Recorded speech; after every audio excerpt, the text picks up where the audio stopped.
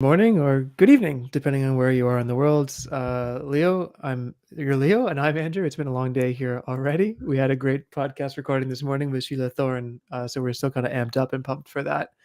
Maybe we start, Leo. I know we're going to talk about the business side, but maybe let's just talk about our conversation with Sheila just for like a minute, because I know it was one that we've been waiting to do for a long time. She's quasi-retired. She was very generous with her time. And if you're listening, this will come out in a few months, but we record ahead of time.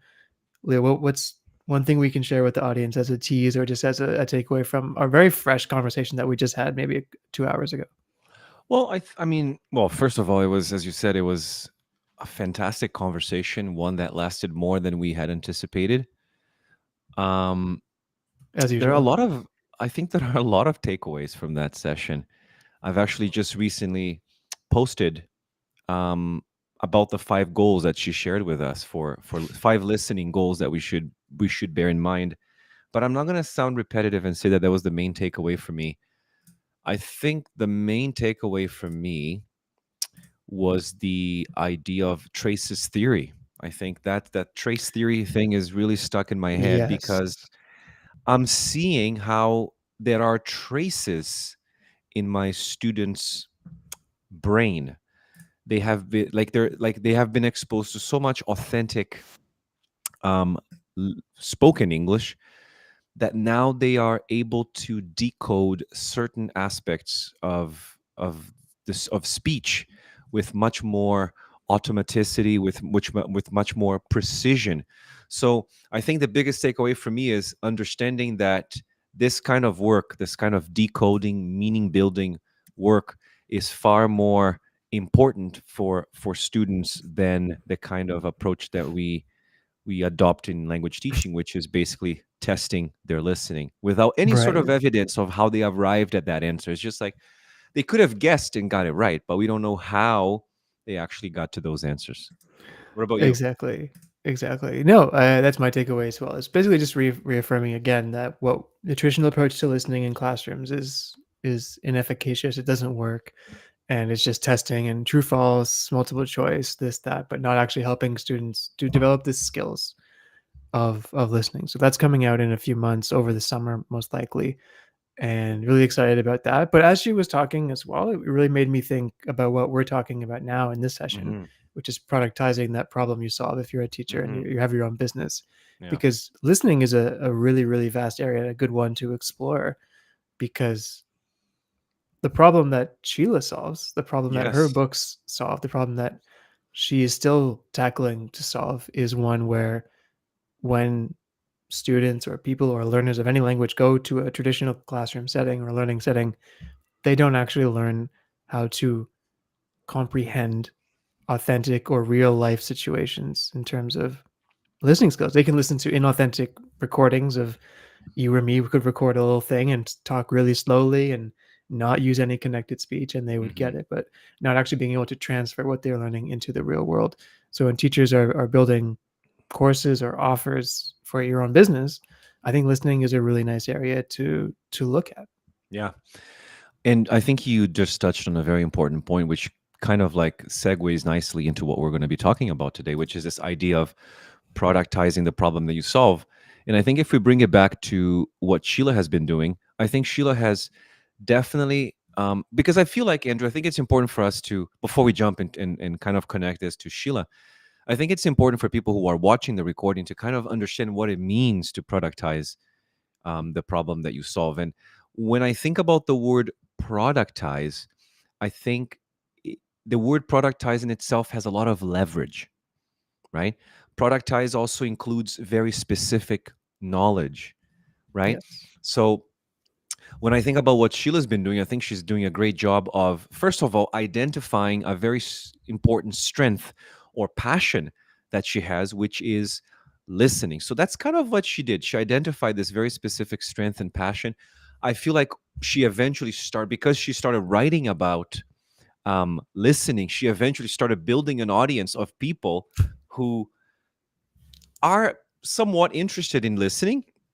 And then she eventually, by presenting, by interacting, by talking to people, she eventually realized that there is a problem for me to solve here. And that problem that she solves is the kind of listening that students are often exposed to in language classrooms is not the kind of listening that will help them with acquisition, and it um, will help them cope with the, as we said, the messiness of spoken English. So Mhm. she she doesn't try to be everything to everyone. And I remember that in one of the questions that we asked, she said, I don't focus so much on speaking, Yes. which is, again, she doesn't try to be everything to everyone. And I think that's one of the problems that a lot of teachers have, is that they're trying to be everything to everyone. But as you like to say, Andrew, specificity is always your best friend. So you really want to zero in on a very singular, on a very specific problem that your audience faces, and then you want to find a way to solve this problem better than anyone else. So that's kind Right. of like the first the first step. I think it's interesting too, right? Because you've talked about this before with in terms of our podcast. All of these researchers that we interview and what we speak with, they don't come out and say it, but as we speak with them, we kind of realize and we notice that each of them has their own niche, right? Mm-hmm. Mm-hmm. Sheila is the messiness of spoken English, authentic spoken English, let's say, right? We talked to Paul Nation, who focuses only on vocabulary. We talked to all these other Mm-hmm. scholars who focus on one area within their research. And Sheila's very, very clear, as you said, I don't focus on the speaking part. And it might seem natural, like, well, your receptive skills lead to productive skills, right? Which is true. But she only focuses on a very, very specific type of receptive skill. And I think if you're listening, that's the key to like selling anything. You have to really understand that problem and be very specific with it and stick with it, right? So Mm-hmm. yeah, listening is a vast area there. But when we talk about the problem you solve, that's our version of niching down, right? To people pay money to have a problem solved. And listening, yes, many people struggle with listening, but that wouldn't be specific enough, right? You would need to Mm-hmm. explore where, when, why, who, and you know, we had a conversation with a teacher yesterday, and she was asking, would people pay for this? Mm-hmm. And our answer is always kind of like, well, it depends. Are you solving a $10 problem or are you solving a $100 problem? Mm-hmm. Right. So the deeper you go, the more specific you get, usually the larger the problem Yeah. you discover Yeah. there. Yeah. And the transformation is actually very clear, because once, as you said, once you have a very clear understanding of the problem that you solve, and then of course, I'm sure she's done her market research. She engaged with her audience. She probably, presented, and every time she does this kind of market research, she learns more about the problem that she solves. In this kind of feedback that Sure. she actually mentioned, this woman who said, do you remember when she said that, oh, there was this woman who attended all my sessions, and then at one point she just stood up and asked me a question. She's like, you say all these amazing things, all these great things about listening, why don't you just go and create something that we can use to solve this problem? Hmm. And I think that is what teachers really need to understand when they're trying to build their teaching business, and when they're trying to productize the problem that they're solving, is that this kind of feedback that you get from talking to people, from hosting Q&A sessions, from engaging with audience on social media, from running polls and all kinds of things, this kind of feedback is perhaps the best kind of raw material that you need to refine what you're doing into a stellar product, or even a stellar service. So you really have to find that gap, that one thing your audience desperately needs, and then you have to fill that in with some sort of solution that provides some sort of unmatched Feedback is a great value. word, I think. We talk to a lot of teachers all the time who say, yeah, I designed this course and then it just sits there and I never sell it, right? So you, Hmm. you need feedback. You need to go through those cycles. Like there's no business in the world that just thinks of something the first time and just it's perfect and it's done. Like you need that iteration, right? So you got Yeah. to get people to test it. You got to do a second version, a third version. And even when you think it's done, it's probably not going to be done. You could keep getting Mm. feedback and you keep looking at it. We've talked Yeah. before, Leo, about the problem that you solve, right? So I think if you've been watching our lives, you're following our content, you should understand that idea by now of if you don't solve a problem, you don't have a niche, you don't have a business, right? Solving a Yeah. problem, okay, great. But then today we're talking about the second part of that, which is productizing the problem you solve. So Hmm. maybe we can talk about what that might look like or some options for teachers as well, Yeah. because the opposite of productizing for us is just trading time for money, right? So a Yes. one-to-one. So even if I have a problem that I solve, that's a really good problem to solve and people are interested and there's a need and people are signing up. If I'm still teaching one-to-one, you know, that's there's a ceiling on Yeah. that. Might be a good place to start if someone has never done this before, but eventually, if most goals that you have for yourself would need Hmm. or require you to move away from that. Yeah. So what are some options, or ways that we help teachers, or options that they can use to quote unquote productize? Well, as I said, the word productize has leverage embedded in it. It has accountability. It has specific knowledge, right? So you combine all of these pieces into one thing, um, and that could be so. You once you've identified the problem that you're solving, and you kind of like designed a roadmap to solve that, then comes that very important, crucial question: how will you deliver that Yes. solution to your Fulfillment, audience? my Yeah. favorite word. Yeah. How are you going to deliver that? And I think what, for example, what Sheila has done is she wrote a book. That's how she productized the problem that she solved. She wrote a book where she guides her audience on how to integrate. Even the title of the book is the transformation is integrating authentic listening in the classroom. Yes. So what is the problem that she solves? She's going to show you how you can start using authentic spoken English from very low levels so your students can actually eventually develop more confidence, reduce their anxiety. So the Yes. transformation is very clear. But when you think about how you're going to productize the problem you solve, you're going to have to, as you said, you have to think about how you're going to deliver that. And there are, of course, many different ways you can productize the problem that you solve. And we guide teachers on many different ways they can fulfill that. Um, they could perhaps offer some sort of on-demand service. If your audience needs like a very quick solution, um, you can create that for them. And I was looking at one example of that, Andrew. I have a friend who has a cat, and he was telling me that they have this cat sitters on demand. So Okay. Okay. so whenever she travels, she doesn't have to worry about leaving her cat at a hotel for cats Yep. or whatever. So she has a cat sitter who comes to her house on demand, and that's a game changer because that's one example of a way of productizing the problem. Some people do consulting calls. So let's say, Hmm. if you like if you like strategizing with your client or giving personalized advice, then maybe this is going to be your arena. It could be language consulting, it could be some sort of guidance, one-on-one calls and things like that. The only problem with that, as you said, is you're capping yourself. You cannot do 10 calls in a day. And we looked at what Sheila's done. She created a digital good, like an ebook, or sometimes we tell teachers to create an online course. um, and I think I love the idea of selling digital goods because, as you said, it's highly scalable. For example, you create a Sure. course on listening, you can sell that course indefinitely, right? Yes. Yes. I mean, there's many different ways to productize or to fulfill the offer, right? I think a lot of teachers get nervous or they say to us like, no, no, no, but I want to still be with my students. I don't want it to be like just recorded videos and they go do it because I want to be with them. That's great. Yeah. You can still do that, right? But there's many, many ways to skin a cat, I guess is the English phrase for this, right? So we always walk teachers through one, what's the problem that you're solving? Because without that, you have nothing, or it's Yeah. very hard to sell something for maybe what you would want to charge, right? So starting with that, then what are the steps to solve that problem? Not how you fulfill it, not how you productize it, just like literally to go from A to B, what's the first step? What's the second step? Yeah. What's the third step, right? Just to If give you an wanted, example. yeah, yeah, Yeah, yeah. go ahead. No, I was gonna ask you about your exercise. That was gonna be my example. Like, No, I was just going to give you the example. It's like, I think a good example would be if Sheila decided to, so hmm, like the audience is language teachers who want to start incorporating authentic listening, perfect authentic example. spoken English into their classroom. Those teachers oftentimes, what's the problem that they have? I did it once, it went horribly. It Didn't didn't work, work. right? I gave Yeah. up.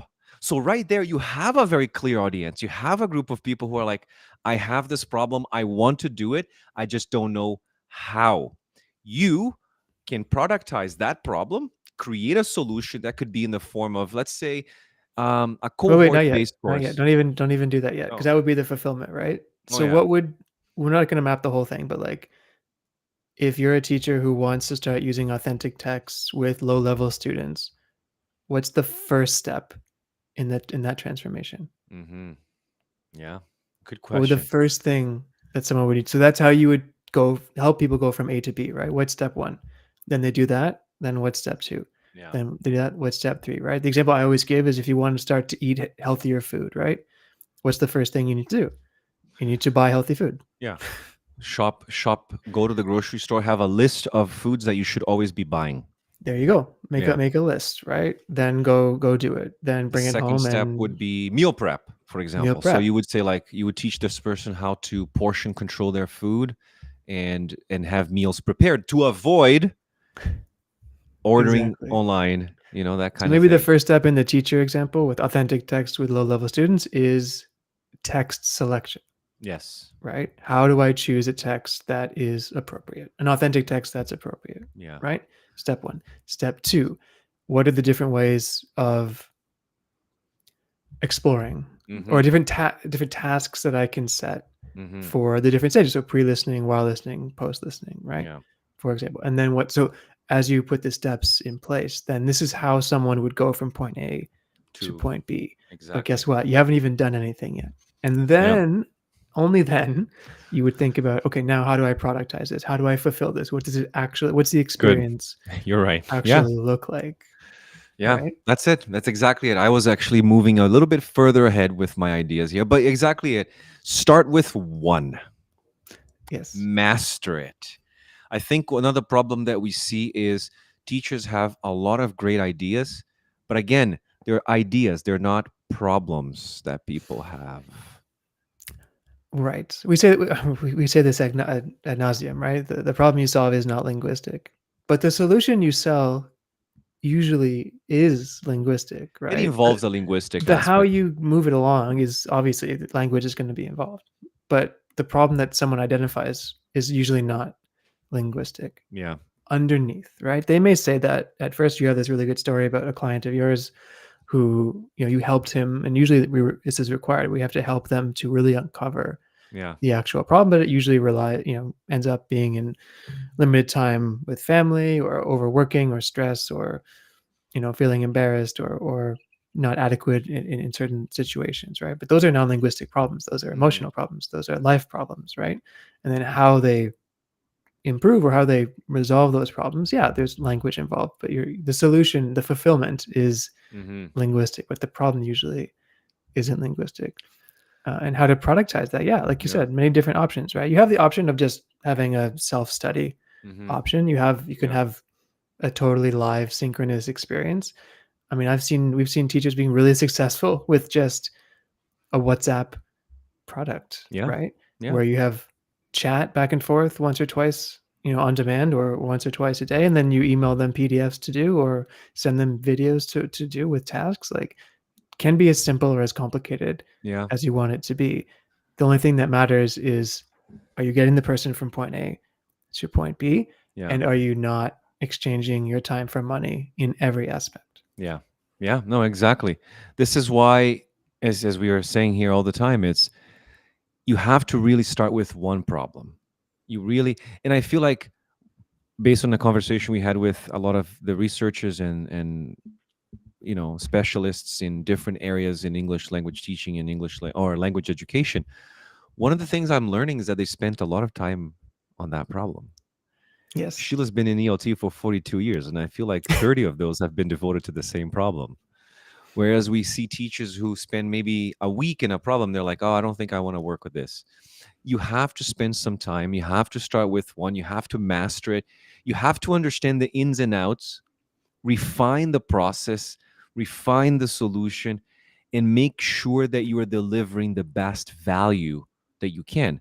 And I think, as you said, Andrew, once you've got that down to almost like a science, right? Like step one, step two, step three, then you Hmm. can start thinking about what you're going to do next. You can consider branching out.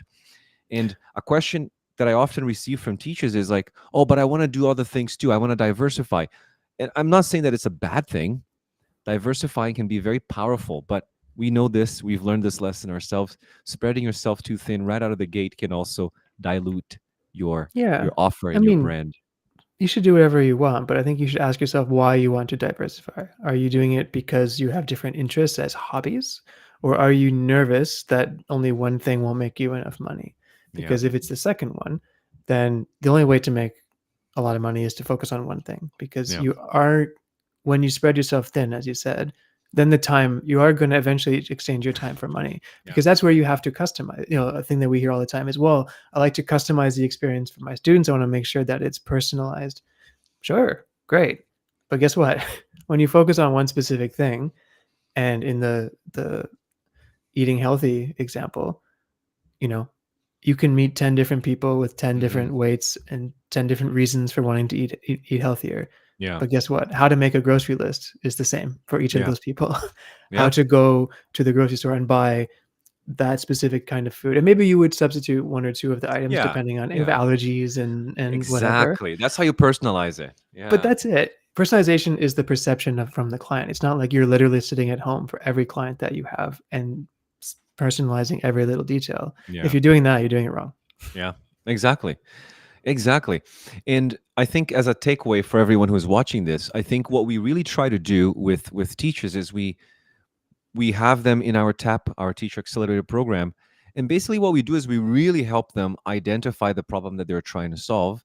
And then we help them to chart out the how. Because I think that's the most important thing that we try to do. Hmm. And this is roadmap is not just for you, but it's almost like you have to see it as a promise to your potential clients that you know what you're doing. And as you said, Andrew, for you to productize the problem, you have to first break down the problem. And this is what we try to help teachers do is let's break down the problem. What are the root causes of this problem? Correct. Why are students struggling with listening in outside the classroom? Why do they go to like a coffee shop and whenever somebody talks to them, they have no idea what they're saying? Keep going. And then eventually you can also think about what other people have tried. What have other people tried and where have they fallen short? So once you kind of understand the problem really well, as you said, then we can start outlining. And we do this with you.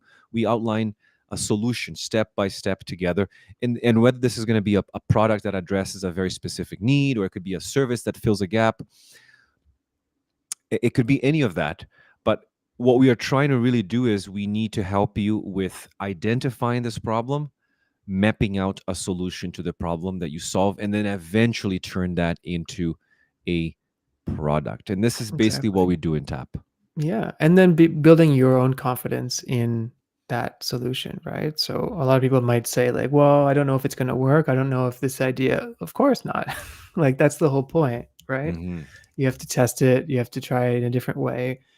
If you don't test it, then you'll never know. And that's, I think a lot of people put things off because they feel like they're not expert enough or they don't know enough Hmm. about it. Well, that's everybody at the beginning. Like, if you Yeah. don't kind of get over that hurdle, it's like when your students tell you, like, oh, I don't want to listen to podcasts because I never understand anything. Hmm. And then they keep saying that for years and years. And guess what? They'll never be able to understand if they Yeah. never. And every teacher would say, well, here's some strategies to use, and let's go do it. Right. So kind of using your own advice in that sense. And rule of thumb is you're always helping someone like two steps behind yourself, because no Yeah. one's going to know everything about anything. So your ideal client is two steps behind you. And as you learn more about it, then you can keep moving up the ladder, but always helping someone one or two steps behind yourself. And yeah, really understanding the problem you solve, testing, mapping a solution, as you said, and then how do you want to fulfill it? How do you want to deliver that?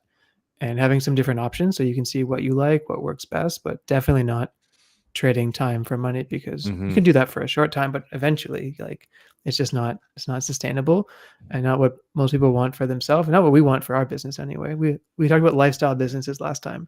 I Yeah. think this productizing the problem yourself really leads to a proper lifestyle business. Yeah.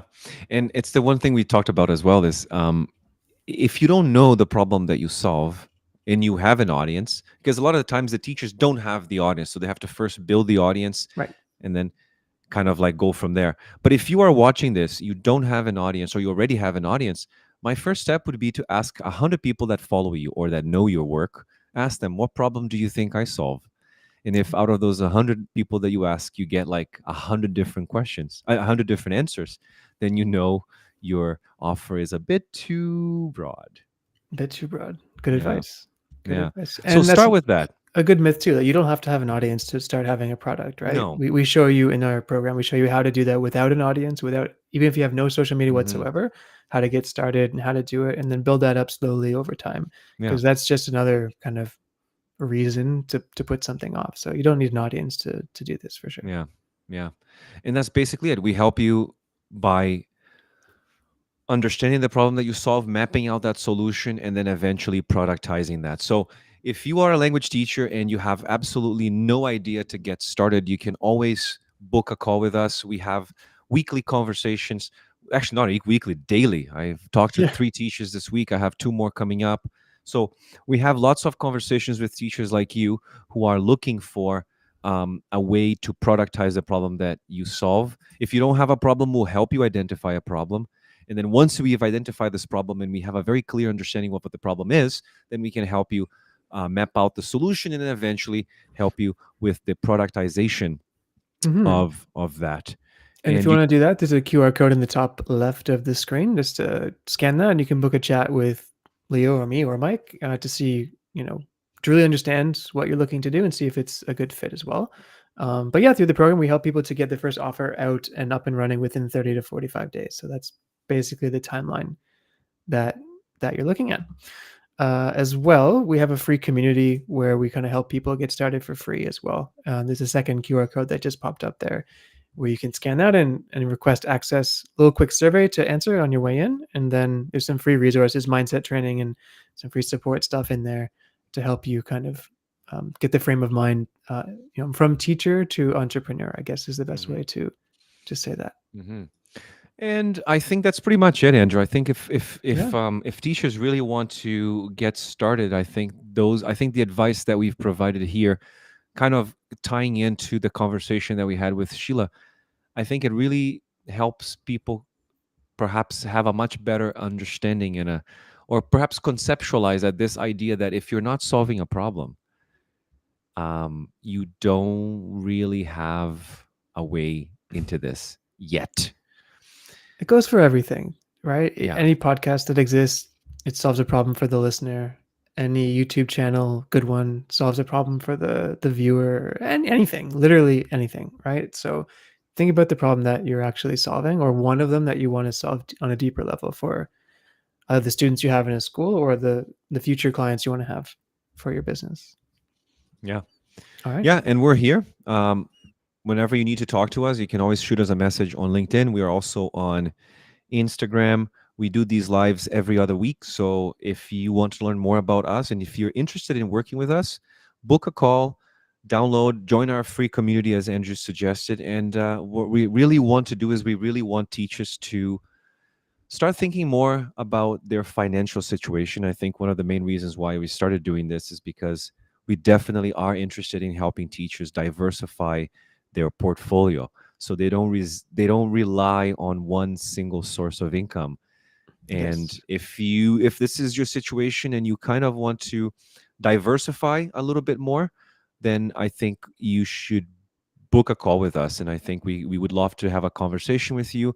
And in these calls that we have, we work on a strategy together with you. We try to understand what your goals are, your financial goals. I remember we had a conversation with a teacher who's going to be working with us, starting she started yesterday. But Hmm. that's kind of what we asked her, is like, what is your financial goal? And she said, I want to be able to supplement my income by this amount of money. And I think I remember the number was like Hmm. $1,500. And I said, okay, so in order for us to get to this goal, what do we need to do? There are many options. But first, what's the problem that you solve? Right. So we can productize that. I think the biggest problem, well, we solve a few problems, but the biggest one is that for a lot of teachers tell us, I don't know where to start. I want to do it, but I don't know where to start. So that's a problem. And we give you a roadmap within 30 to 45 days. You have a working product, a template, a pilot, a 1.0 version that you can get out and running. And so no more kind of delaying, right? That's the first problem that we help you solve for sure. All right. So Leo, let's pause it there. We said 30 minutes, so we have 20 seconds left. That's pretty good. That's pretty good. That's We've been good. doing a We're lot going of to stick talking to today. this. Yes. I think that's why we're keeping this one short. But thanks everyone for watching, All and right. don't forget to follow us LinkedIn, Instagram. our YouTube channel, our podcast. Of course, join our community if you want to learn more about us. And of course, book a call with us, and we'd be happy to talk to you about your teaching business. See you next time.